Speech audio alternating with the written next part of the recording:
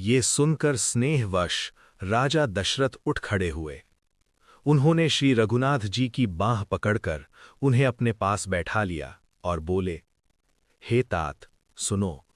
तुम्हारे विषय में मुनिजन कहते हैं कि श्री राम ही चराचर जगत के स्वामी हैं। शुभ और अशुभ कर्मों के अनुसार ईश्वर हृदय में विचार कर फल प्रदान करता है।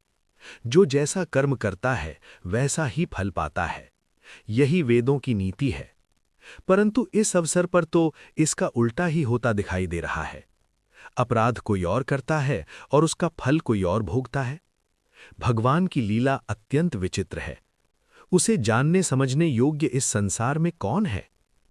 इस प्रकार राजा दशरथ ने श्री रामचंद्र जी को रोकने के लिए छल छोड़कर अनेक उपाय किए, किंतु जब उन्होंने धर्म के धुरंधर, धैर्यवान और विवेकशील श्री राम का दृढ़ निश्चय देख लिया और ये समझ लिया कि वे रहते हुए टलने वाले नहीं हैं, तब राजा ने सीता जी को हृदय से लगा लिया और अत्यंत प्रेम पूर्वक उन्हें अनेक प्रकार की शिक्षा दी।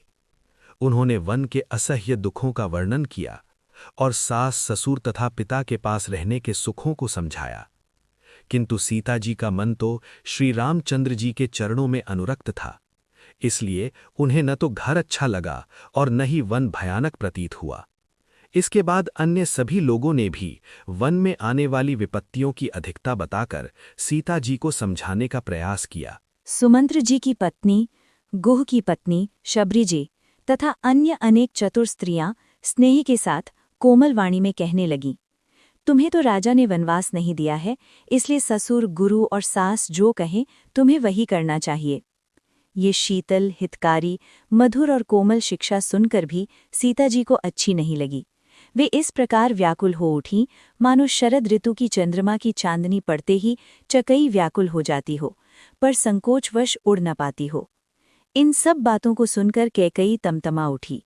उसने मुनियों के वस्त्र, आभूषण यानी माला, मेखला आदि और पात्र यानी कमंडलू आदि लाकर श्री रामचंद्र जी के सामने रख दिए और कोमल वाणी में बोली, हे रघुवीर, तुम राजा को प्राणों के समान प्रिय हो।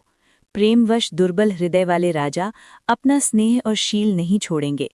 चाहे पुण्य, सुंदर यश और परलोक ही क्यों न नष्ट हो जाए, वे तुम्हें वन जाने की आज्ञा कभी नहीं देंगे।